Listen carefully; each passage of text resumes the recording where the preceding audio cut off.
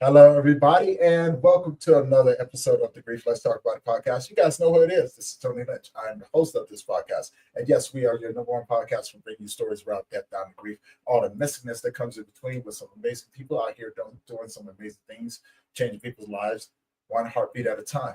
Now, this is a live stream, so if you have any questions or comments for either myself or my guests, please put them in the comment section. We'll be sure to answer them as we go. And if this is your first time tuning in, head on over to that YouTube channel, hit that subscribe button, hit that bell notification so you'll be notified every time that we drop a new episode. And most importantly, last and final thing, this is for educational purposes only. Okay. So now without further ado, I'm going to bring on my guest, Jamie. Jamie, how you doing, brother? Hey, I'm doing great. How's it going? Oh man, I'm doing amazing. I get to talk with you today, man. Been looking forward to this, and just really, really excited, man. We got the chance to talk and everything else, and before we get started, before we get into your story, man, introduce yourself to the audience. Tell people who you are, where you're from, and about the work that you do. Yes, so I'm Jamie Hughes. I'm from South Carolina, and I am a social psychologist, author, and life coach. I my specialization is in trauma, self-care, and resilience. And in terms of being an author, I've published 4 books recently, each dealing with a different mental health issue. And the idea is hopefully to help educate people, help them understand a little bit more of what they're dealing with, and then give very practical steps that they can take towards resilience and healing. I love that, man. I love that. Now, let's get into your story. How did you get into this? What was your journey like in getting into this, man? Yeah, it's actually pretty common in terms of how I got into psychology. When I started my bachelor's degree, I had a professor that said most people in psychology go into it to try to figure themselves out. And so that was definitely uh, a good way to put how I got there and why. My personal story, I experienced trauma when I was a young child at the age of 8. My mother passed away, and then went to live with my dad, whom I had never even seen, didn't even know existed.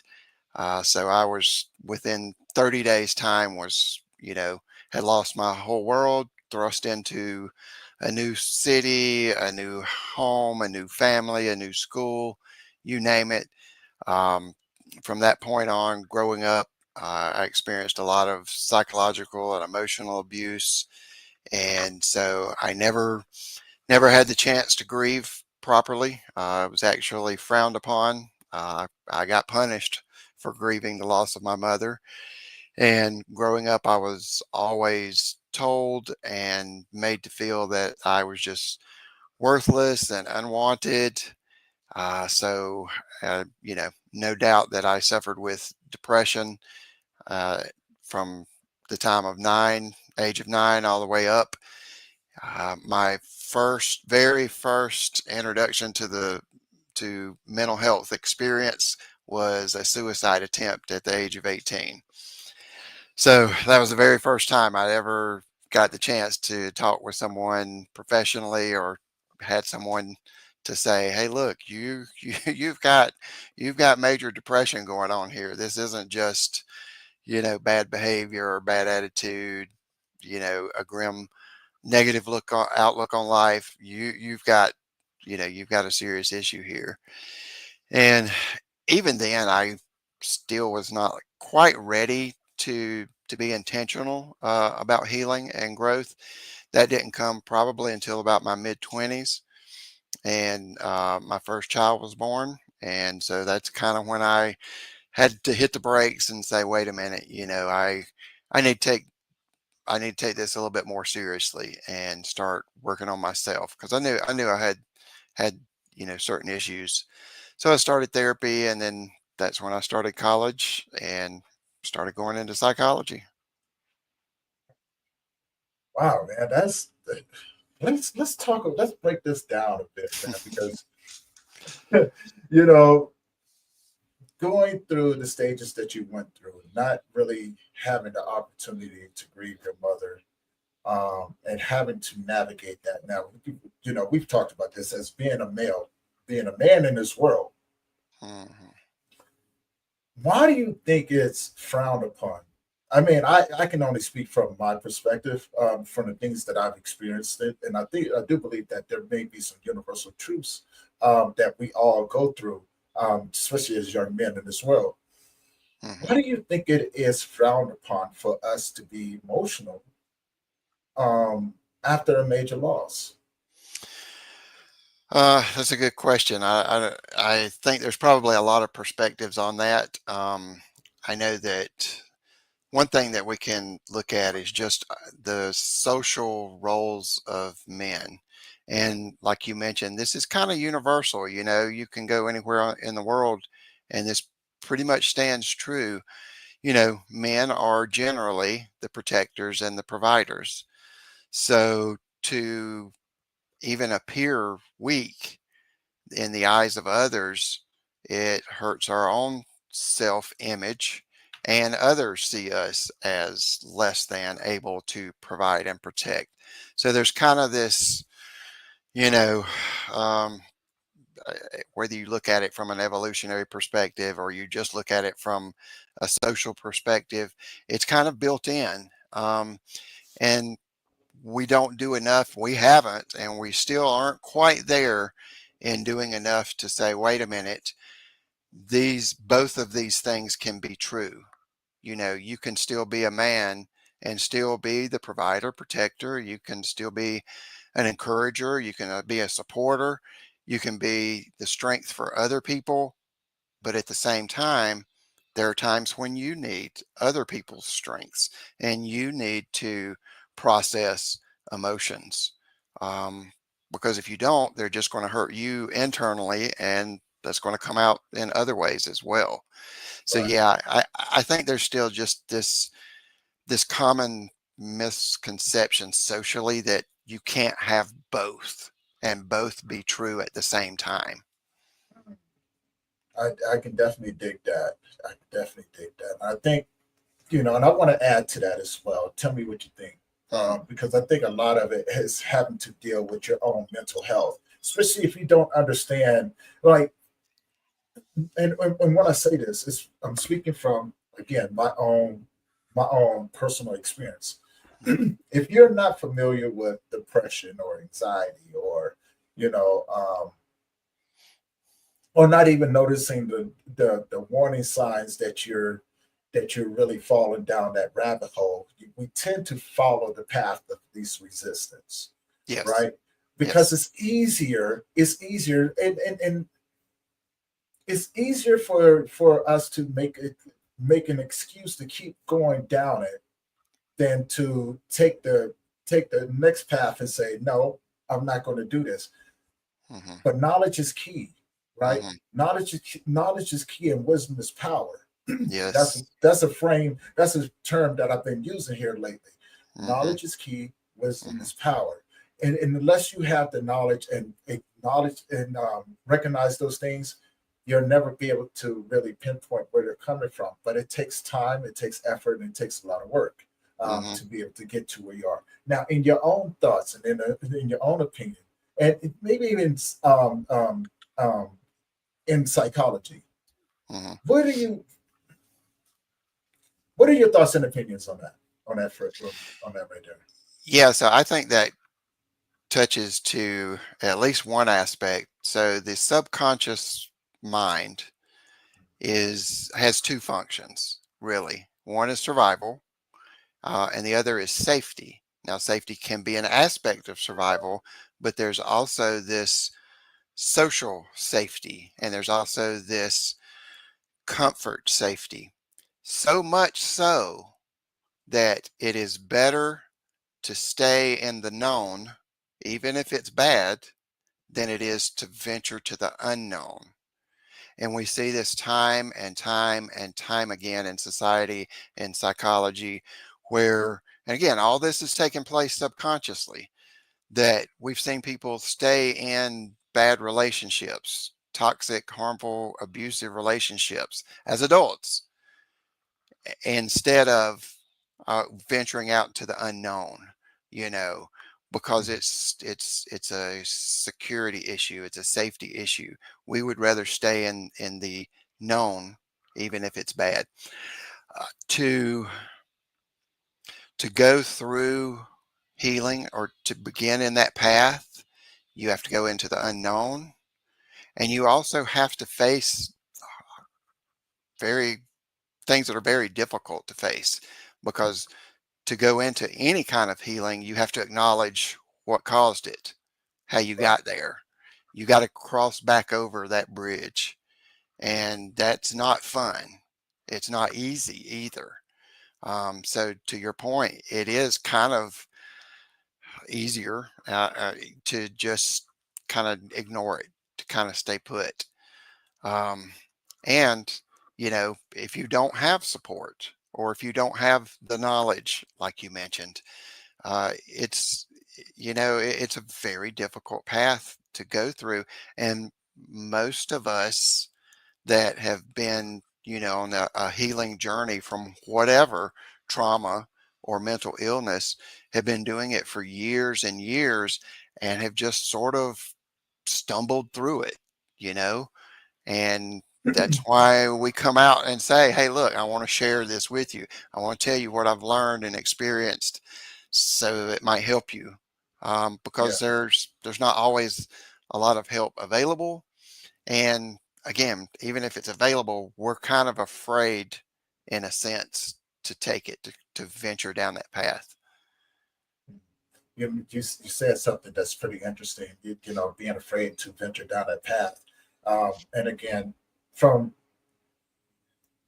what I've seen and have experienced myself, I would say you're absolutely right, because this path of healing, I was fortunate and unfortunate in that way to not have anyone, right, to go through it. It forced me to go down a path alone, Mm, to explore it, to humble myself through humility, hmm and I had to realize that I didn't know everything, that I wasn't as strong as what I thought I was going to be. Like, don't get me wrong, I always tell people I'm a battle dog, right? You know what I'm saying? You put me in the middle, you could drop me in the middle of a jungle with landmines all over the place. I'm going to figure out how to survive. If not, I'm going to die. And Right. I'm okay with that, right? Like, so my mentality, that's just my mentality. Like, I'm going to do it if it kills me, Uh-huh.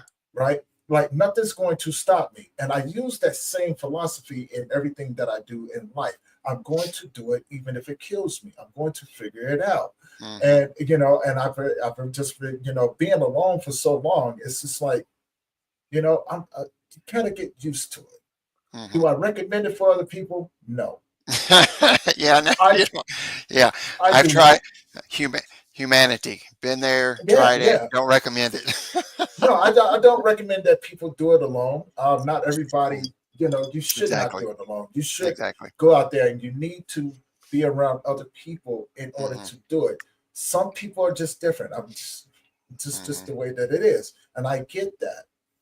But I always encourage people, like, whenever you embark on this journey, surround yourself with people that have gone through similar things. Don't be hmm afraid once you get what you need from this over here to go to the next, to find something that's going to give you more.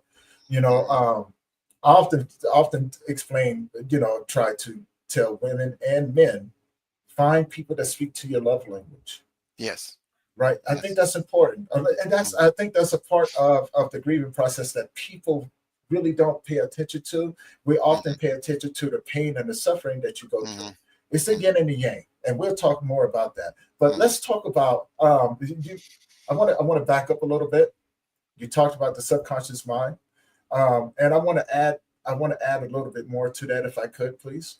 hmm Because that's been part of the journey that I've been on as well. The subconscious mind is understanding where the subconscious mind has its limitations, hmm and then go into the conscious mind, hmm right?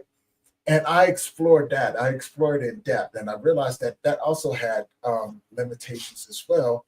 Then I realized there was another set of consciousness. which was the infinite conscious, the Mhm. unconscious mind. Is Yes. it's infinite, right? Yes. You Yep. and it takes you into places to where it helps you see beyond the veils of life, and you begin to look at it and go, this grief thing, Mhm. this grief thing is attached to it. It's universal. No matter what we go through, no matter where you at, it's attached to it. Mhm. So for me, that's how I made sense out of it. I began to merge it together Mhm. and explore it and say, I want to know more. The wisdom that comes along with that, I want more and more of it. So every day I'm constantly going, let's see where it takes me. Yeah. What are your thoughts and opinions on that as well? Once you add those two other elements into it. Yeah. Yeah. There's absolutely, and between scientists and religion for like, hundreds of years, thousands of years, whatever, there's always kind of this back and forth like a tennis match. But there's an undeniable part of humanity that we can't quantify, being that there is something else inside of us, within us, around us, that we can't just put down on a piece of paper. We can't say 2 + 2 = 4.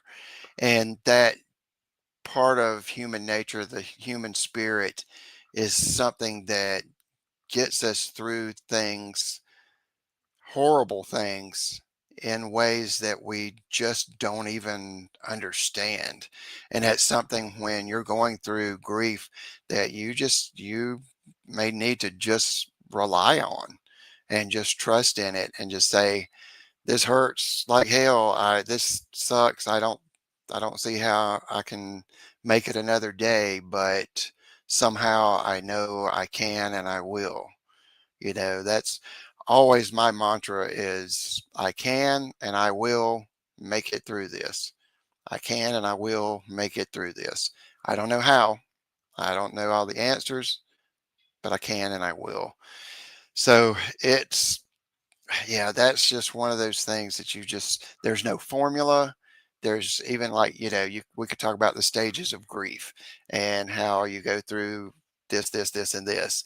Those aren't even necessarily in order, and you don't know when certain things are going to affect you and when they're not. And grief can last for a long time, and even, we say when you get over it, there's not really a get over it. It just eventually over time you adjust, and the thoughts and feelings become less, but they don't go away when, especially if we're talking about a loved one that you've lost, that grief. You know, if you're grieving the loss of your career, so you've been at this job for like 15 years and now all of a sudden the company shuts down and you go into grief, you're grieving because that's part of you. That's part of your personality, who you are, your identity. And there's a very real grief to that. But if you go through a process of a couple of years and you happen to come across something else that you love and are passionate about, yeah, that grief goes away very quickly because it gets Mhm. replaced. But with a person, it doesn't. And you just have to really lean in and rely on, you know, that spiritual nature, that part of you that you just trust that you're going to keep going, even if you don't know how, but you are. You said something that's really a couple things that's really interesting. I want to talk about the trust factor, right? Mm, Because I think that is a huge thing that people don't understand. When you're when you're going through anything, struggling, and I've been in some very difficult situations. I don't regret anything I've ever had to go through. Being homeless, being in the gangs, prison, I don't have any regrets in my life. I'm glad that I experienced it. mhm, It taught me a lot, got me to where I am today. mhm. And I've been a survivor my whole entire life. I've just now started switching over my mindset to going, I'm done surviving. It's time to live. Right. And whatever that looks like, because well, Yeah. well, you also mentioned loss of identity, right? Yes. How did you, here's a term that is easier said than done, right? Mm, How do you kill the identity that's always kept you safe in order to have, in order to be the person that you need in order to live the life that you want to live? That's a very difficult thing, right? mm. Because life will come to you and pick at you.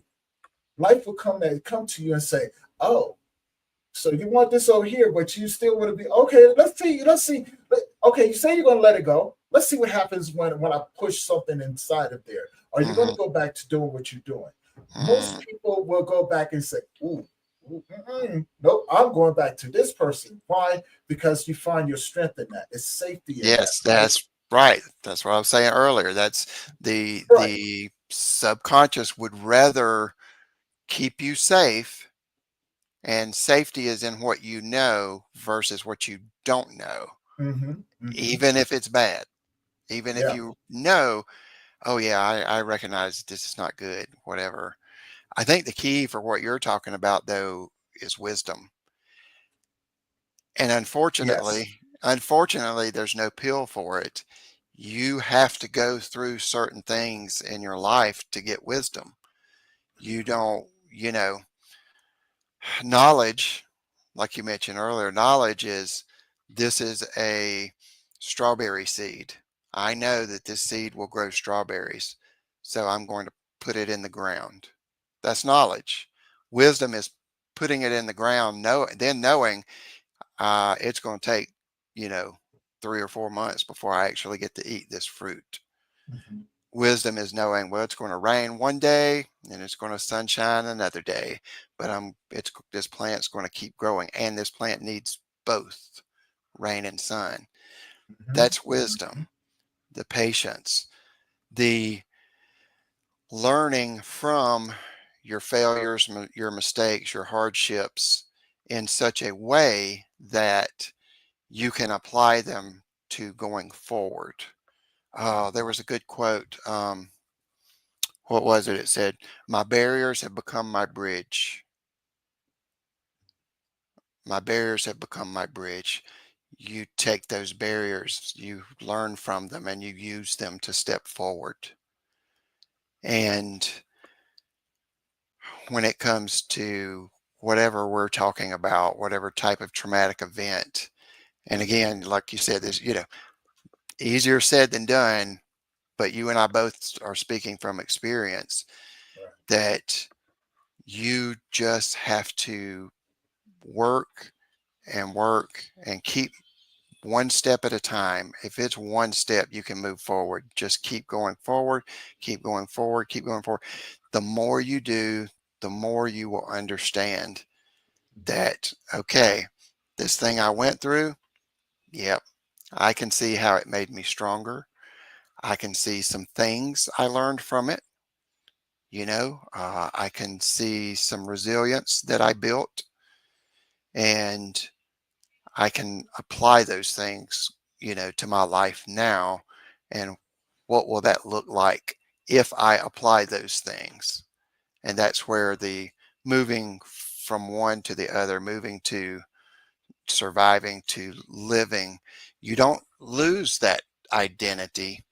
You just understand that those pieces that you learned from, that you grew from, that's your real identity. The circumstances that caused it are not your identity, but how you grew through it and what you've gained from it, that's your identity. And that's what you use in living. I like that. I like that. If I could just add to that a little bit, right? Mm, Because I think, and I could be wrong, right? Because if we allow those things to become our identity, we will we will tend to take on the role of a victim for longer than what we need to be. Instead of, like I said, you're not wrong. You know what I'm saying? I'm just looking right. at the other aspect Sh- of it, right? Because Sure. here I am, I'm a grown man, right? Mm, And for the longest time, for the longest time, I could have told you about the woulda, coulda, shoulda, wouldas, you know what I'm saying, Hmm. and things like that. And I could complain about, you know what I'm saying, what Tom, Dick, and Harry did to me over and Hmm. over and over again. I realize it's part of my story, right? You know what I'm saying? Right. My Right. story has become my survival guide as well as other people's survival guide. That's the only reason why I share it. Does it rule me? No. Um, and I do realize that if I had not gotten into this, had I Hmm. not went down the path of wanting to heal, Hmm. I would have portrayed the life of a victim Yes. over and over and And over that's, and over again. yep, And it would have that's been the my key. excuse.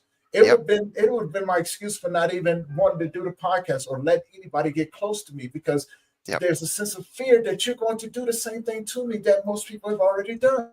Exactly. And that's the key. Yes, I do. Healing is the key.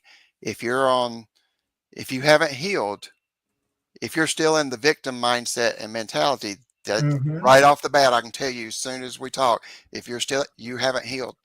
You haven't healed, because everything in your identity should be in here.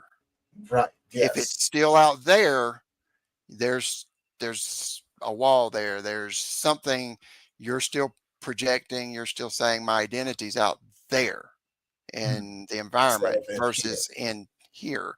So my identity can include things I've gone through, things I've learned, things that have happened to me, but they should be such that, like you just said, if you've healed, if you, at least if you're gone through or going through the healing process, you don't have to be 100%, but if you've gotten to a point of healing where you can now say, the things I've experienced can now help other people. Yes. It can help. Yes. It can help me make better decisions, but it can also apply to other people. So now you're not living in the past, you're living going forward. And Hmm. so you've gone through at least some stage of healing to where you're not living in the external anymore. You're living on the internal. Hmm. Mm. I love that. I definitely love that because they all runs hand in hand, right? I'm Yes. glad that you said that, because Yeah. I know there's people out there like, oh shoot, this makes sense, right? Yes. Yeah. It definitely makes sense, and you have to, Yeah. right?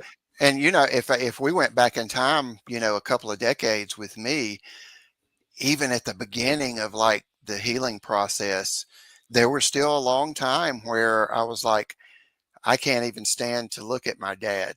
I can't even stand to talk to him. I don't even want to be called by his name, that kind of stuff. And I Mhm. wasn't there. I wasn't healed enough. Even though I had started that process, I wasn't there yet. And it took many years. And to the point to where I had to get to a point of saying, you know what? He's him, I'm me, and I'm no longer going to base my life off of what he did or what happened or didn't happen or whatever, to the point that it's affecting my personality, my identity, even my daily life, my mental health, all of that stuff. But that just takes time and work. You have to be intentional about it. You can't just say, yeah, I'm going to forgive this person, or I'm going to forget about the past, and then think that, you know, next week you're going to be okay and everything's going to be solved and fixed. And it's not. It takes some work, but it's possible Yeah. and you can do it. I think that's where a lot of people get caught up in everything. It can be a rough go at it. Hmm. People want the overnight fix. They Yeah. really do. They want the Oh overnight yeah. fix. Yeah. They want the quick fix to healing. They want to be okay tomorrow type thing, right? They Hmm. want the 6 minutes. They want the 60-minute abs and stuff like that. They I want want. some 60-minute abs. Hey, hang out with me. You'll Yeah. laugh Yeah. to death. Your ass will be Yeah. showing up. You just be laughing like, oh my god, I can't Yeah. hang out with you. Yeah. But no, people want a quick fix to this thing, man. Yeah. Yeah. And I can say that I've been, and you may feel the same way. I think that with this journey that we've been on, it fast tracks us. Hmm. right? It has a way of fast tracking us and getting us where um, the information is available to us because it's part of the journey that we're on, Hmm. and things like that. Not everybody's going to do it. That's why I said there's people that we are equipped to walk with, and then you know what I'm saying, and then there's the people that are like us Hmm. that have to walk the path in order to fulfill that void, right? Yes. Because if everybody did it, then there won't be no need for us. Right. Right. So, you do have those sets of people, and people don't understand that once you embark on this journey, there's a set of rules that you have to live by. There really Hmm. is, because there's certain things that you will have to avoid Hmm. um, for personal reasons that people may not even understand, and that's okay, Yeah. right? Oh It's yeah. not for them to understand. Hmm. Um, but now I want to talk about something. I want to talk about the depression and suicide, right? Trigger warning Yes. for everybody out there, and we're going to be using that word a little bit. So now we both have talked about the darkness that comes along with that, and sometimes Mm. we will slip right into a place to where we're not the best of people to ourselves, Yeah. right? And I think I don't want to blame other people for the choices that I've made, Hmm. because they were mine to make. And so let's talk about the depression and then your role into slipping into a place of wanting to take your life. Hmm. Yeah. So the depression, like I said, it started, you know, about the time I was 9. So it was hand in hand with the grief. So I was still grieving, still had not processed that. I had no way to do it, had no one to help me with it.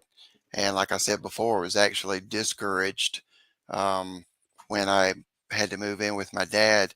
He had already remarried and had another son. And so I had a stepmom and a stepbrother. And I remember here I am, you know, just turned 9 years old, just a little kid, and start thinking about my mom and starting to cry. And I remember my stepmom wanting to comfort me, give me a hug and tell me it's going to be all right. And my dad literally almost threatening her, don't you do it. Do not, do not baby him. He's got to be a man. He's got to learn that you don't cry. So the years following that with the depression, just it would set in and it would be, I mean, sometimes it would be a month of solid, just couldn't sleep, couldn't eat, had no desire to even live or do anything fun. And as a kid, there's lots of things. That's all you do is have fun. You're Very supposed to. true. Very true. Supposed to. So I mean, I Yeah. had like my best friend. We collected comic books, so we would come to school every day almost and talk about what we read in a comic book and what we found and you know ideas we had and stuff like that. And there would be some days I would come to school and just be like, I don't want to talk about it. I don't want to talk about it. So it stole even the most innocent parts of my childhood where I could have had fun and I didn't because it was just darkness.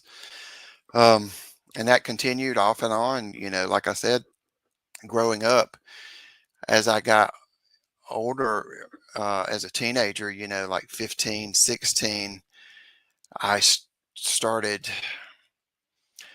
at that age, like when you're in school, when once you hit the last few years of school, the norm is you start looking forward. You start looking at what do you want to be when you grow up? What school are you going to? What college are you going to? Are you going to go into a trade? What is it that you're going to do? You start preparing for the next couple of years ahead. And mine, there was no future. There was nothing past graduation. Um, there was no help to go to college. There was no help to get a job. There was no encouragement or discussion of what I liked and what I wanted to do. It just didn't exist. So all of that was very, very bleak for me. When I was a senior in high school, we took the SATs, and I scored the highest in my school. Out of the whole school, I scored the highest. I got a partial scholarship to a pretty big university. I think it was 50% scholarship. And when I took that home, my dad just kind of laughed and said, I'm not paying for you to go to school. Are you crazy? Even with 50% of it being there, it's like, nah, that's not happening. It's not even a consideration. So Yeah. I had there was nothing to look forward to. And so I was about ready to graduate. And like a couple of weeks before my graduation, I think we got like the announcements sent home saying, hey, here's the ceremony, Friday at 2 o'clock, whatever. I don't remember. Mhm. And the response was, oh, that's right. You're about to turn 18. So as soon as you turn 18, you either pay rent or get out. Jesus Christ. And this wasn't oh, I would like to help you grow into being a man and grow into being independent. So let's let me show you how to find an apartment. Let me show you how to find a job. It was not, it was like you either pay rent or get out. You get the hell out. And so I graduated. I was working a job at the time. I'd been working a job for a couple of years actually, but the job I worked was third shift at a convenience store. And I had been dating someone. I found out that they were seeing someone else behind my back, and all my friends were off getting ready. They were talking about packing, going to college, or what they were going to do after the summer for a job and all this stuff. And I had nothing. That was it. I had no future, no family, no love. And so I was like, I I quit. I quit. So I took 3 boxes of sleeping pills and never even dozed off, never even went to sleep. And it was just so happened that on my job, a police officer came in that was, working the night shift and was talking to me, and he recognized that I wasn't quite all there, that there was something wrong, and called the ambulance, and that was it. They took me in, pumped my stomach, and then I went to a mental, they call it, just called a mental hospital at the time, uh, for 30 days, which was the protocol. And so yeah, I was it.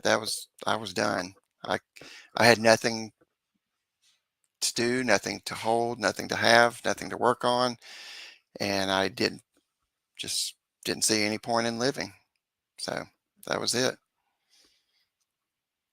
And when you said that, I felt that in my soul because I've um, been there several times, but I just didn't want to do.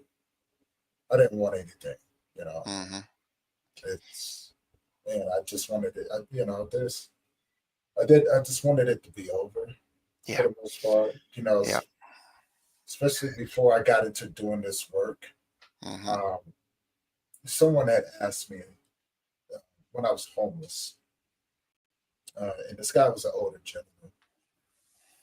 He asked me a couple of questions. The first question was, why are you out here with us? Right? Maybe I didn't see what he saw, Hmm. but he said, why are you out here, man? Why are you out here on the streets with us? You shouldn't be out here. And he asked me a second question. He goes, what is it that you want out of life? Now I only had one answer for that one. I said, to be honest with you, that's a two-parted answer. I either wanted to survive or I wanted to be over as quick as possible because Yeah. I'm tired, Yeah. you know. And I didn't even know how to answer the other one though, and I kind of left it like that. He just kind of looked at me and he shared a lot of stories with me, a lot of knowledge and a lot of wisdom that I was Hmm. able to carry on with me as I got older. Now that I'm a little bit older, I can sit back and look at it, and people may look at me and go, "Dude, what's going on with you?" And I just look at them and go, "Not a whole lot, not a whole lot." I'm thinking about life in general, mhm, right? And I'm thinking about this path and everything that I'm on because I can't focus on what other people are doing, right? I have to focus on the path that I'm on. And if yeah, people happen to come into it, then yeah, I definitely appreciate it. But if not, it's just like, okay, this is what I need to do. And I'm mhm, constantly going, okay, let me explore these different things because I have a goal in life, right? I have a mhm, goal in life and this purpose and staying aligned with it.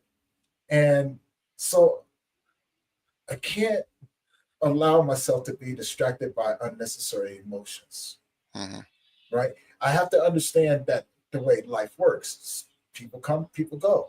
mhm, You have to learn how to detach when that happens, so you're not um, being bombarded by the weight of that loss, mhm, right? It happens.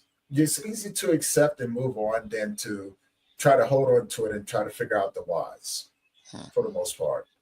But sometimes life comes back and says, "We're not done yet." Oh yeah. So, but this is life, and and from what you just said, like these things compel into people, and this can weigh heavy on the individual because you may decide to take it personal, Uh-huh. right, and not understand that it's not personal. What are your thoughts on that? Yeah, it can be tough because when you're in a situation or in a place mentally and emotionally, you can't see past that. You just Very can't. true. Very Um, true. and it's, you know, the care and the advice are important. They're vital, but we have to remember, have to understand that, a person in that position just doesn't have the ability. It's not a matter of desire. It's not just, okay, let me just change my mind. It's the weight, the emotional weight is so heavy. You know, imagine if a car fell on top of you. You're still alive, but barely, and someone walking by and saying, "Oh, you okay?" "No, I feel like I'm going to die." "Oh, well, we'll just push the car off of you." I mean, and that's literally people say, "Oh, well, just think positive, just, do something different, just blah blah blah."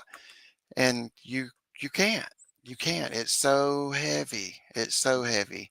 One of the myths of suicide is that people tend to think that, oh, if this person tried to commit suicide or they actually did, they must have wanted to die. And that's not the case. Just like you mentioned, it's really, you just kind of want it to stop. You just want it to be, you just want the bad stuff to stop, whether that's circumstances or whether it's just mental, whether it's emotions. The same with depression. It's most of the time, it's not, oh, I wish that I could do this. It's just, man, I'm just so tired of this pain. I just want it to stop. You know, when someone's in physical pain, you get you get a broke leg and see how many drugs you're willing to get that pain to stop. You take Mhm. whatever somebody gives you because that's some bad pain. I think breaking the femur is supposed to be the worst physical pain in life. From what I've Me read, I don't know personally, thank God, but neither. Me neither. I think so. That's what I've heard. And if you say, yeah, you want this for pain, that you'll take anything somebody gives you. And that's the same with the emotional pain. When it is just so much, you're like, I just want it to stop. I just want it to stop because I don't see a way to make it stop myself. And that's when that long, hard journey has to start. Is somebody, somehow, somewhere getting that first piece of the puzzle, that first little breadcrumb of help in doing something and just surviving, and then saying, okay, what's one thing I can do next? What's one thing I can do next to move forward? Um, so yeah, it's not easy. It's definitely not easy, but it's worth it. Once you get to the other side of the bridge, it is so worth it.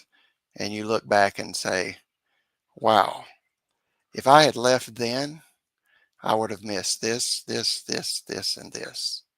And all that time when you're depressed, all that time when you feel that and have those thoughts in your head, and you think, wow, I wish I could just end this pain because I would rather be happy. I would rather have this job. I would rather have this family. I would rather go on this adventure. You can do those things if you can just, if you have to crawl over that bridge, but you can have those things. I've been around the world. I've traveled to places around the world that nobody in my family ever made it to. I've done things that I never could have imagined.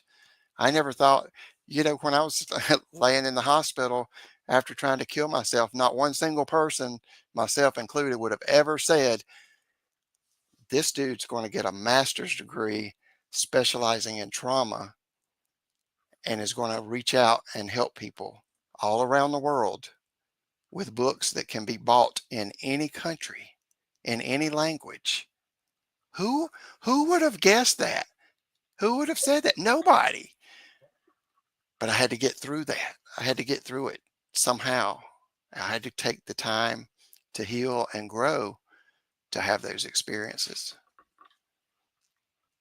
That makes total sense, man, because I feel the same way. And if you had told me that I was going to be doing this path surprises me every time I turn around. Yeah. But then again, I have nobody to tell me no, right?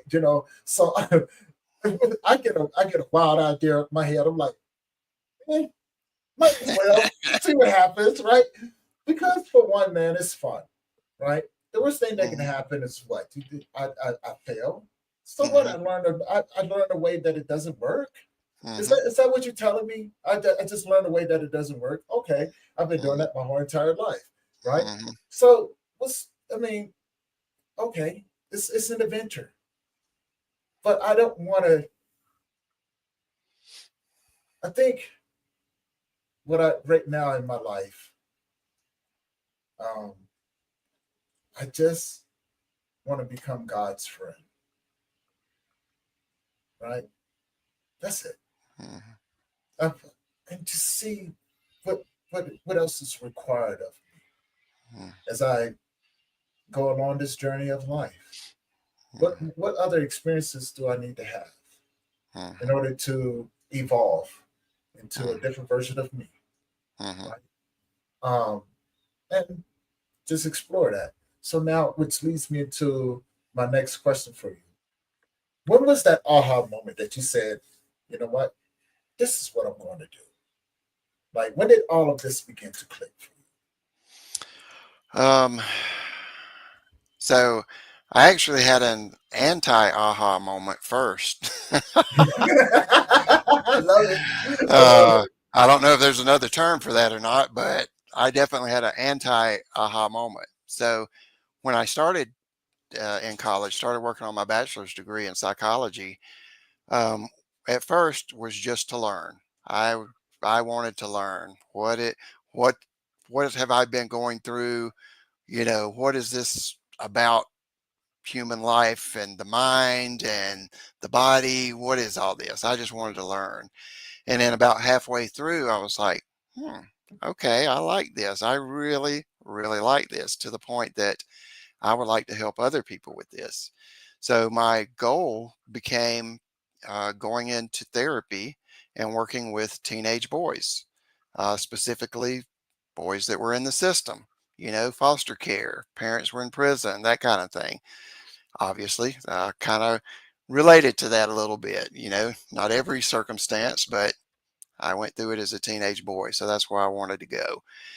When I was a senior in my bachelor's program, I did an internship with a local boys shelter, and it was a 3 month deal.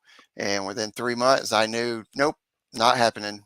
Ain't going to do it. Can't do it. Nope. So that was my anti-aha. My goal and dream that I had picked was a no-go. I swear I would go home every night that I worked there, and it was like maybe like once or twice a week during the 3 months. But I would go home each time and just cry. I could not handle it. I couldn't handle it. One, I was I was and still am very empathetic. I almost absorb other people's emotions. So it was too much. It was too much. And two, I wasn't healed enough to be able to handle that kind of shit. I just wasn't there yet personally. Yeah. I'd done some, but I not enough to handle that. But but it turned into an aha moment later because after I graduated, I was still working a regular job, if you want to call it that, whatever. I ended up coming across a job opportunity to work with a nonprofit organization working in children's hospitals. And they needed someone to be a program director because they had volunteers that came, signed up, and came to the hospital, but it was very um, underdeveloped. It wasn't structured. And so they kept having the same problems over and over, people no showing, uh, three people showing up at the same time on the same day. So I was like, oh, I can do this. I'm very, very good at structuring. I'm very good at planning details, those kind of things. I can do this. And I'm not afraid of tackling this subject because I, I've emotionally processed enough to where I'm not scared of it. So I did it.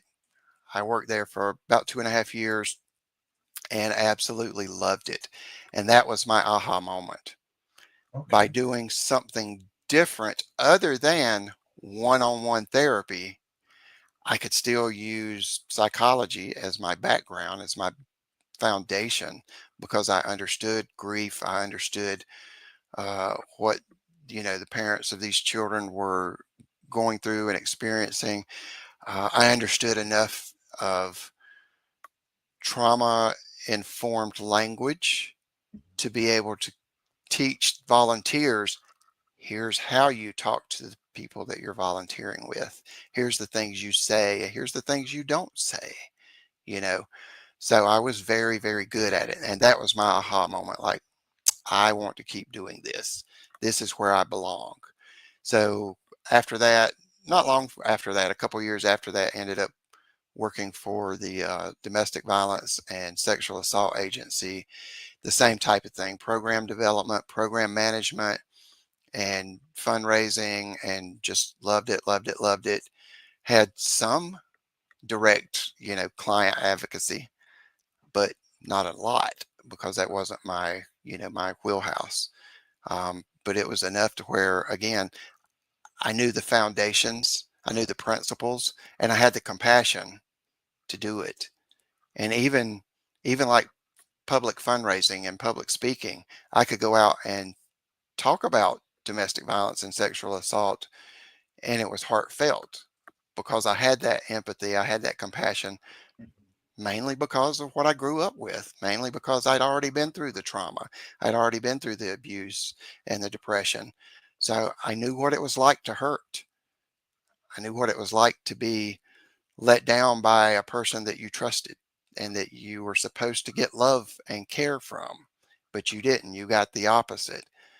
So that empathy played in a major part of doing that type of work.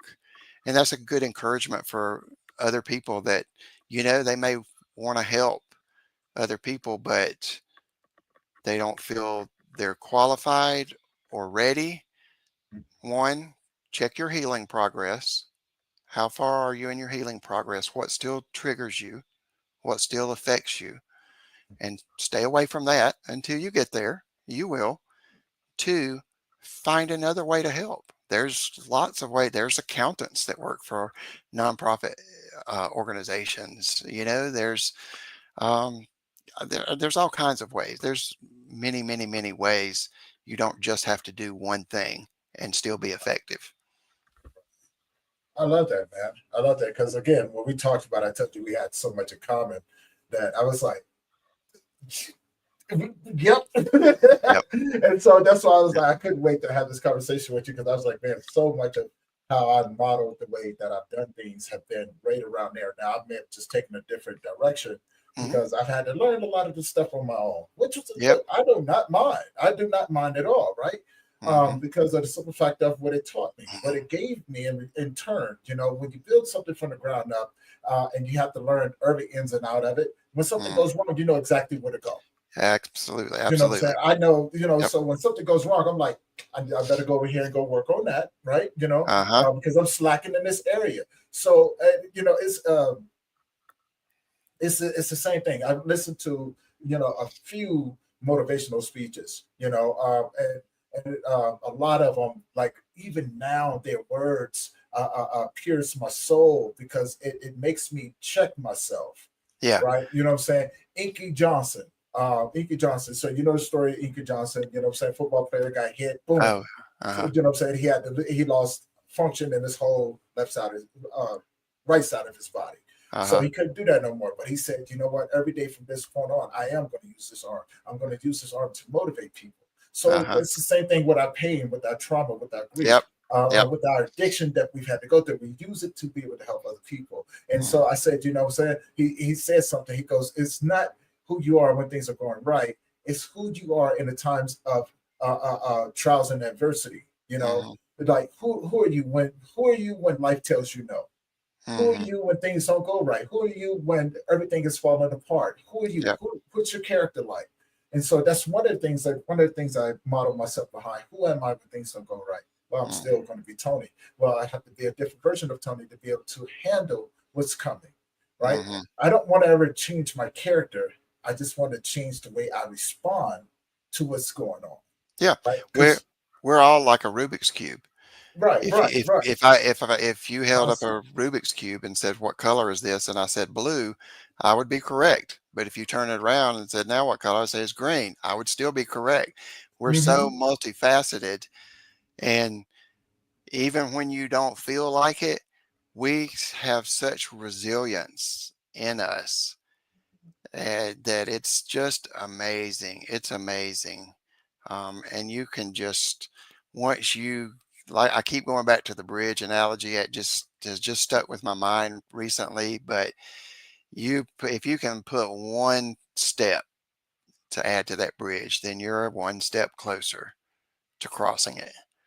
And once you cross it, you will look back and be like, wow, I came a long way, or I made it through that. Um, and it's really an amazing, a beautiful thing when you do that. It really is. It really is. And we're going to go ahead and start wrapping this one up because, what I'm saying, I could talk to you forever, man. I know, This is so much fun. right? This is so much fun, man. So much Yeah, fun. But we got a lot more stuff that we're going to be doing anyway. We're connected on social media. We're going to be doing a lot more coming up, things like that. But now, as we begin to wrap this up, tell people how they can find you, Jamie. sure. You can go to my website. It's managingmentalhealth.net. And there's, your basic social media stuff. Would love to, for you to follow on, Facebook, Instagram, TikTok, all that. And communicate. If you have questions, you can just comment and ask questions. I try to post educational and motivational stuff. So I think it would really help you. Um, Also on the website are the links to the 4 books I have published. There's one on anxiety, ADHD, PTSD, and clinical depression. So each of those deal with those particular topics and have, like I said earlier, enough enough information to be educational where you learn about what you're dealing with or what a loved one is dealing with, but not, I don't have it. It's not like data and studies and all this stuff. It's not that high level. It's relatable. Um, and then the rest of the books is practical steps, things you can do today to start improving your mental health and to help you build a long-term path of healing. Um, so yeah, that's that's pretty much it. The managingmentalhealth.net. Okay. Now, my second question would be, it's one of my favorite questions. I ask myself this question every week, and I ask it to the guests every time I talk with them. And anybody that knows already know what I'm going to ask. If Jamie had a superpower, what would it be? This one, I love this question because I've been reading comic books since I was 4, so I've thought about this question like my entire life. And it's interesting. Realistically, this is my real answer. I would I would love the ability to stop time, just to freeze it. Um, I think, and there's probably a lot of psychology behind this, but I think I would like that ability because I would like to just be able to have peace and to be able to do some things that I want to do, even if it's just put a pause button on life for a few minutes.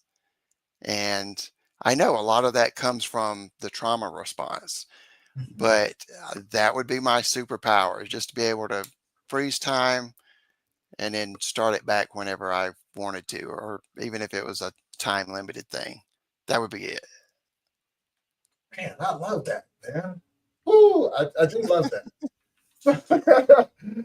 One other thing, if you could leave the audience with something, what would you leave them with? Um, I would leave them with a German parable. And this, I think, holds true for almost any application in life, but surprisingly, I think it holds true for healing from trauma, from grief, from mental health. The parable goes, don't chase butterflies because they will fly away. Instead, build a beautiful garden and the butterflies will come. But even if they don't, now you have a beautiful garden. Hmm, I like that. I like that. All right. Well, brother, we're gonna wrap up this episode of Let's Talk About It podcast. Hopefully, everybody who's been tuning in, I've been seeing you guys and everything. Hopefully, you guys have been enjoying the conversation and everything. And if you want to know more about Jamie, his information is in the YouTube channel. So just like how it says down below, subscribe, like, comment, share. Maybe you know somebody who could benefit from the conversations that we have. Please do me a favor. If you do, share this along with them. Maybe these conversations aren't for you just yet, right? But keep it in the back of your mind. Other than that, everybody, I want to say thank you to everyone who has been signing up to the Patreon and joined the behind the scene videos that's in there. We do have merch coming, right? And we have a lot of other things coming as well. We got the magazine coming out. We got some other stuff for you guys. Just keep us in mind. And with that being said, guys, we're going to wrap up this episode of the Grief Let's Talk About It podcast. We're going to catch you guys in the next one. With that being said, I am Tony Lynch. Love you. Have a blessed day.